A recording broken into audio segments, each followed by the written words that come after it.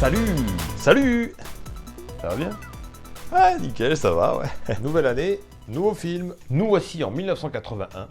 Et si j'ai longtemps hésité à vous parler de Mad Max 2, de New York 1997 et surtout de Blowout, j'ai préféré vous parler de Indiana Jones et les aventuriers de l'Arche perdue.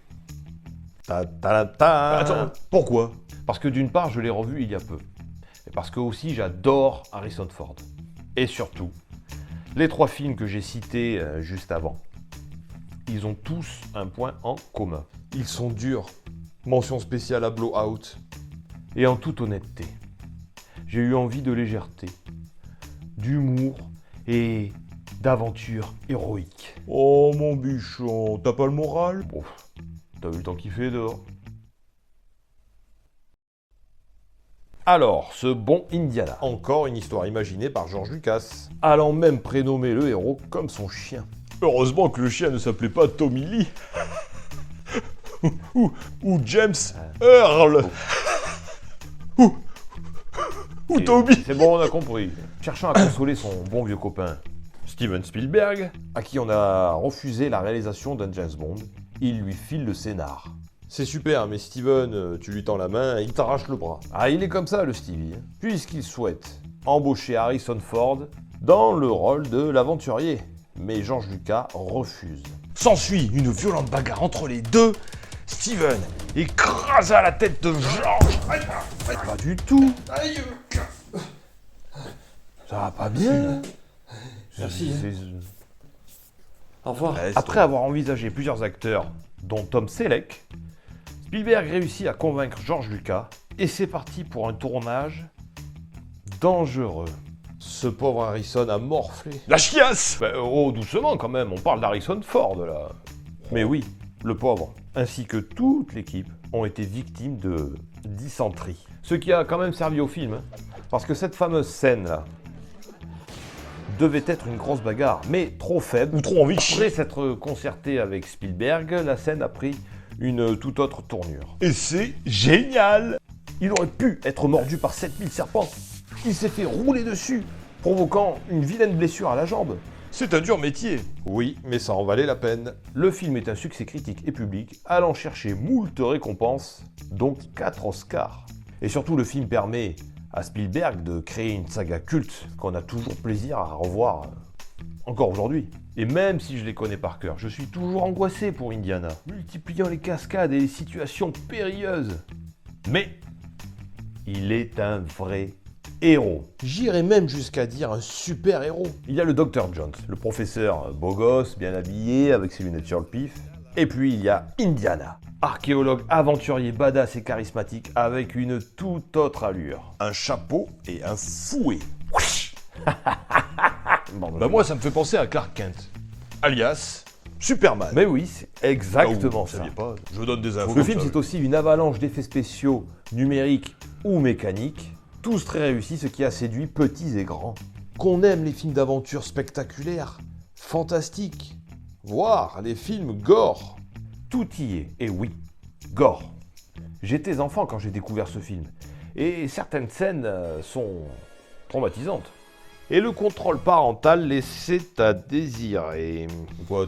Tu veux dire quoi par là? Ma mère sur le canapé découvrait souvent les films en même temps que moi, et elle plaçait sa main devant mes yeux quand elle sentait que ça allait devenir gore. Il y a eu des loupés. Sur cette scène, elle s'est loupée. Attends, mais oh, tu peux t'en prendre qu'à toi-même, hein, parce que dans le film, Indy le dit. Indy le dit, c'est pas évident à dire ça. Ne regarde pas. Ferme les yeux, Marion, ne regarde pas. Ferme tes yeux. Il nous prévient. Cette scène est fantastique. Et là, attention, spoiler. Les nuages à visage humain. C'est comme ça qu'on imaginait les fantômes quand on était gosse. Des visages qui deviennent quand même tête de mort, hein. Oui, en effet, et c'est à ce moment-là qu'on comprend que ça va partir en sucette. Mais ma mère, rien. Que dalle. T'arrêtes de râler maintenant. Les nazis qui crament et qui hurlent, les têtes qui explosent ou qui fondent. C'est très gore. Eh bien, c'était ça. Les films d'aventure pour tout public à mon époque, mon gars.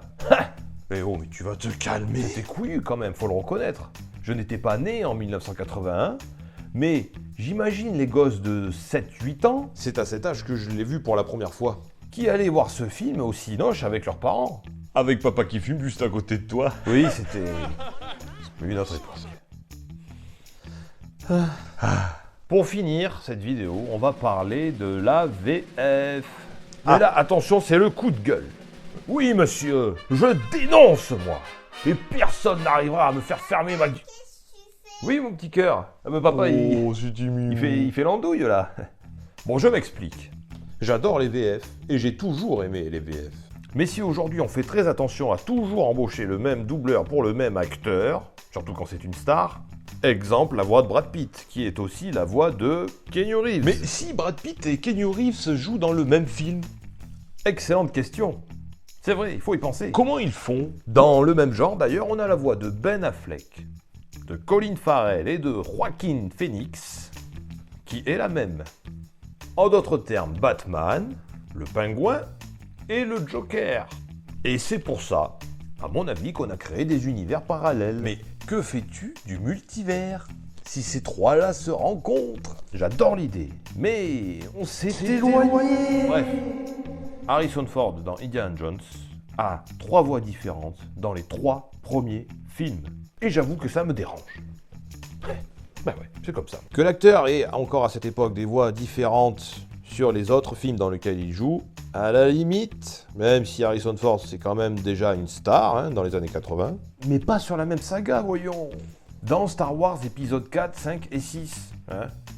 J'ai parlé du 5 l'autre jour. Il a la même voix. Celle de Francis Lax, alias Sammy de Scooby-Doo. Oui, c'est vrai. Et ben, ce doubleur, justement, il a été embauché sur le 2e volet d'Indiana Jones, Le Temple Maudit.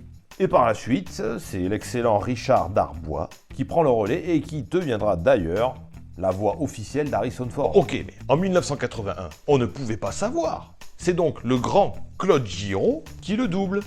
Richard Darbois n'étant pas encore dans le game. Mais si. Et d'ailleurs, 1 an plus tard, il double Harrison Ford. Le personnage s'appelle Rick Deckard Dans Blade Runner. 1982. Prochaine vidéo. Dis donc, serait ce petit goujou? Je sais pas, on verra. Bon, en tout cas, désolé pour ce coup de gueule, mais il fallait que je le dise.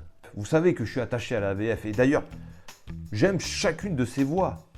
Mais je trouve que ça fait désordre. Imaginons une autre saga très culte de l'époque, Retour vers le futur. Ouais. Avec une voix différente à chaque film pour Michael J. Fox. Non, monsieur. Non. Ah non, c'est clair, mais après, il y a une solution, Tu regardes en VO, et puis t'arrêtes de nous faire chier. Hein? T'en dis quoi? Et voilà, cette vidéo est maintenant terminée. J'espère qu'elle vous a plu. J'espère que vous appréciez toujours le concept. J'essaie de revenir toutes les 2 semaines, vous avez vu. Donc logiquement, dans 2 semaines, une nouvelle vidéo. Vous savez que vous pouvez essayer de deviner le film en jouant avec moi sur Instagram, avec moi et JF. Donc n'hésitez pas à nous rejoindre si vous n'êtes pas déjà présent. Et puis voilà, je te laisse terminer. À bientôt. Ciao. N'oubliez pas, likez, commentez, partagez, abonnez-vous. Ça fait toujours plaisir. À bientôt.